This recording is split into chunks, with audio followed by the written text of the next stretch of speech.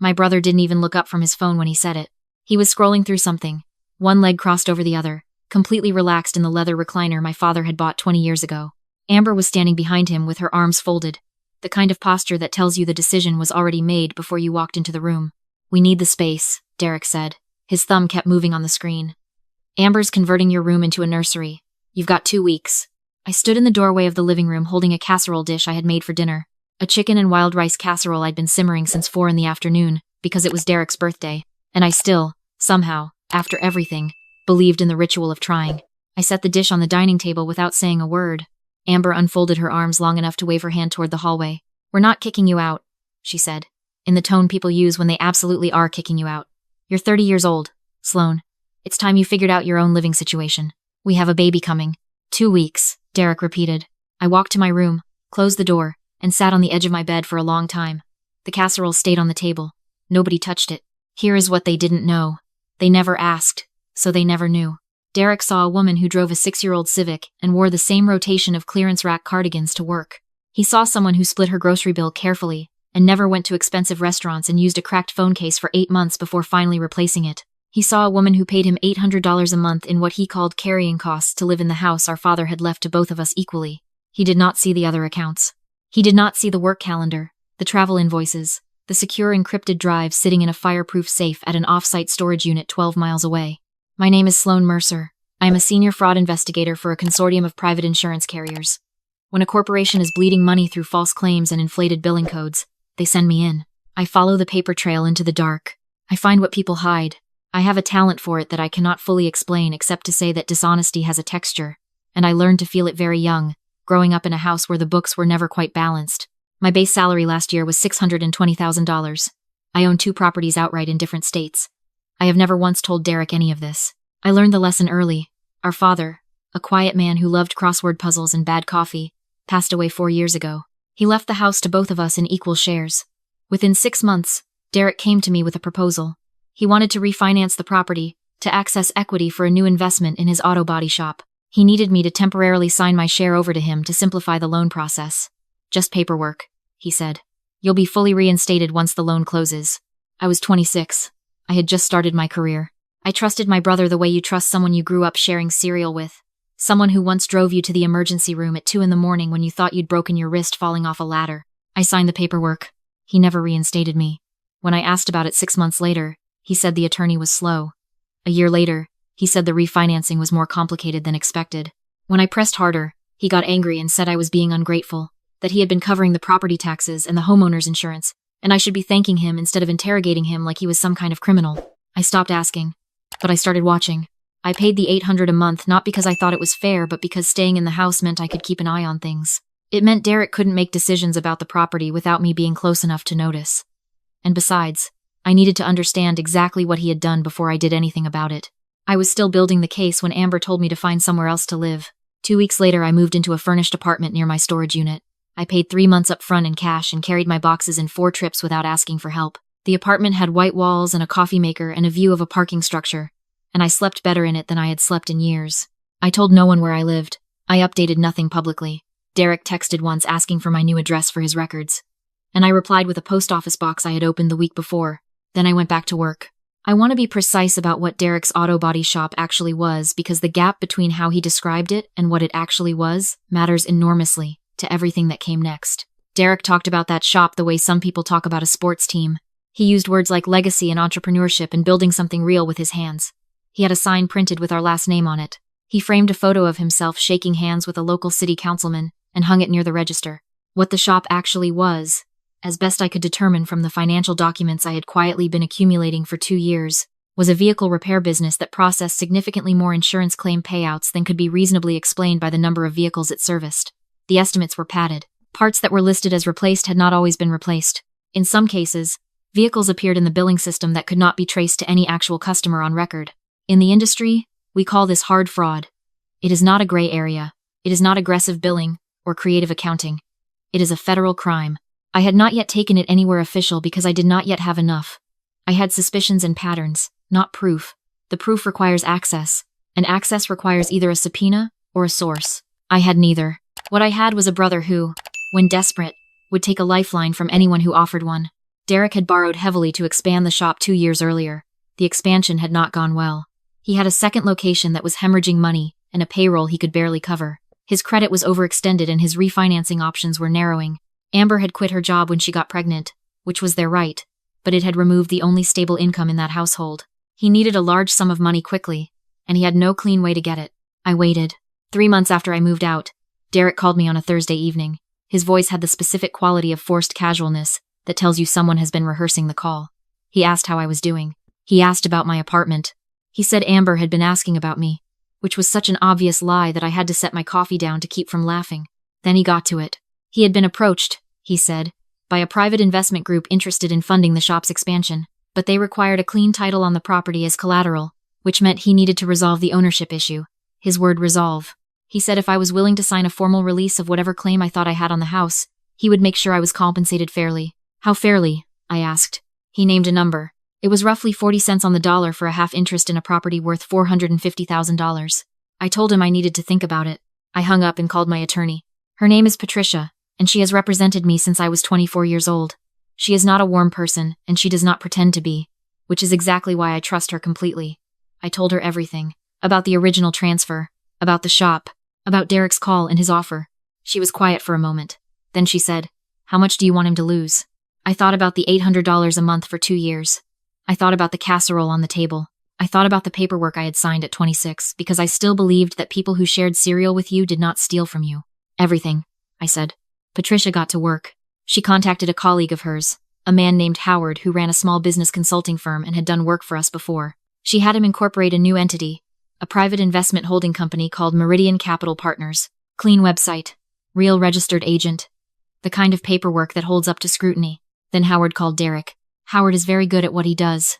He told Derek that Meridian Capital Partners represented a group of investors focused on distressed small business acquisitions in regional markets. He said they'd identified the shop as an undervalued asset, with strong expansion potential. He said the group was prepared to offer a bridge loan at favorable terms, contingent on a few conditions being met, including a clean property title and updated financial disclosures.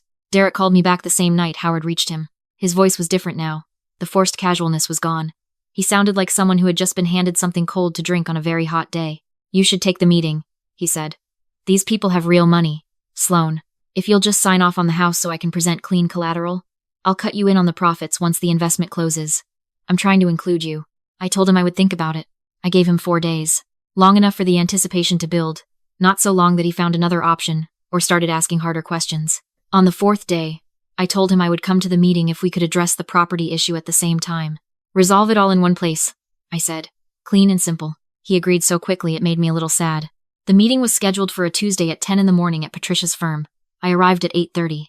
Patricia walked me through the conference room and showed me the seat I would take and the documents I would need. Howard had prepared a presentation that looked exactly like what a real investment pitch would look like. The financial projections, the market analysis, the proposed loan structure, all of it real on the surface, all of it a frame. I went over every page. On page 31, there was a cross-collateralization clause stating that the personal assets of the principal business owner could be attached in the event of default. On page 44, there was a provision stating that any material misrepresentation in the financial disclosures would constitute an automatic default event, with all collateral transferring immediately to the lender. On page 52, buried in the definitions section, was a single clause that identified Meridian Capital Partners as a wholly owned subsidiary of Mercer Asset Holdings. My company, my name, my terms. At 9:55, I was sitting in the corner office looking at a live feed from the conference room camera when Derek and Amber arrived. Derek was wearing a blazer I didn't recognize, new probably, bought for the occasion. He had his portfolio folder under his arm and he was holding it with both hands the way you hold something you believe is going to save you. Amber had dressed up too, and she sat at the table with her phone face down in front of her like she was trying to appear composed. Howard offered them coffee. Derek asked for sparkling water. The brand they had in the cabinet was not one Derek could have afforded at his grocery store, and I watched him pick up the bottle and turn it slightly in his hands, like he was getting used to the weight of a different life. Howard went through the presentation. He was smooth, thorough, and gave Derek exactly enough space to feel like an equal in the room. Derek asked questions that revealed how little he actually understood about what he was signing, but he asked them with enough confidence that it probably sounded good to Amber. When Howard got to the financial disclosure section, he asked Derek to confirm that all representations in the submitted documents were accurate and complete. Derek said yes without pausing. Howard asked him to confirm specifically that the revenue figures for the shop reflected actual serviced vehicles and documented claims. Derek said yes again. His hand was already reaching for the pen. That was the moment. I stood up, adjusted my jacket, and walked to the conference room door. I had not told Derek I would be in the building. I had not told him anything about the last 3 months. He had not asked, because Derek had never been particularly curious about my life. He was curious about what I could do for him, which is a different thing entirely. I pushed open the door. Derek looked up. For 1 full second, his face did the thing faces do, when the brain is running 2 incompatible realities at once and cannot choose between them. He started to smile the way you smile at a sibling showing up somewhere unexpected. Then something shifted behind his eyes. Sloane. He set down the pen. What are you doing here? I sat down at the opposite end of the table from Howard. I did not smile. Amber looked between the two of us. Her hand moved toward her phone. Derek's voice was getting its edge back. Is this some kind of joke? He looked at Howard. Did she put you up to this? Howard clasped his hands on the table and said nothing. I reached into the folder in front of me and pulled out 3 documents. I slid the first one down the table toward Derek. It was the original transfer deed from 4 years ago. His signature, my signature, the notary stamp. The one that had moved my half of the house into his name temporarily. I think you remember this, I said. He didn't touch it. I slid the second document. It was a certified property search I had commissioned 6 weeks after the transfer, at a point when I had begun to understand that temporarily was not a real timeline. The search confirmed that the title had never been corrected. My name had never been reinstated. Derek had taken complete ownership of a house that was supposed to belong equally to both of us, and had simply waited to see if I would ever push back hard enough to matter. You told me it was paperwork, I said, that the attorney was slow, that it would be resolved. Derek's jaw tightened. You don't know what you're talking about. The third document was the one that made Amber go completely still. It was a summary of findings I had compiled over 22 months of reviewing Derek's shop financials. 47 instances of billing codes submitted to insurance carriers for parts and services that could not be corroborated by physical evidence, supplier invoices, or customer records. A pattern consistent with systematic insurance fraud. Not aggressive, not sloppy, systematic. I looked at Derek. I've been waiting to have this conversation for a long time, I said. I waited because I wanted to be thorough. I wanted to be sure, and I wanted to make sure you had the opportunity to make a choice. He had gone a color I didn't have a name for. Not red, not white, something between the two. You forged something, he said. You made that up. I didn't forge anything. I reconstructed it. That's what I do for a living, Derek. You never asked what I actually do. You assumed I pushed paperwork somewhere forgettable. You never once considered that the sister you put on the street might be someone who tears financial fraud apart for a living, Amber said, her voice thin and tight. This is not what was represented to us. She looked at Howard. You said this was an investment meeting. Howard said, It is. My client is very interested in acquiring the shop's assets and resolving all encumbrances on the property at 402 Linden Street. The terms are outlined in the documents you've already reviewed. My client, Derek repeated slowly. Howard nodded toward me. The room was very quiet for a moment. I could hear the ventilation system in the ceiling. I own Meridian Capital Partners, I said, through a holding company. I've owned it for 4 months. Every document you received, every call Howard made, every sparkling water you drank this morning, that was me. You signed a loan application in which you represented your revenue figures as accurate and complete. Those figures are false and we both know it. That makes your signature on page 44 a material misrepresentation, which triggers the default clause, which triggers the collateral transfer. Derek stood up. His chair rolled back and hit the credenza. You cannot do this. You've already done it, I said. Sit down. He didn't sit down. He came around the table and for a moment I thought he was going to grab the documents. Instead, he stopped 2 feet away from me and lowered his voice to something that was almost a hiss. I'm your brother. We're family. I let that word sit in the air between us the way it deserved. Family, I said. You want to use that word right now? I kept my voice level because I had practiced this. Not the words specifically, but the temperature. The boardroom temperature. The one I use when I'm sitting across from someone who has defrauded 1,000 people and is now trying to explain to me why the rules shouldn't apply to them. Family is the house you took from me with paperwork I signed because I trusted you. Family is 2 years of $800 a month while you held a property that belonged equally to me. Family is a text message telling me I had 2 weeks to find somewhere else to live so your wife could use my room for a nursery. He had no answer for any of it. People rarely do when you say the facts calmly. I walked back to my seat and sat down. Here is what is going to happen, I said.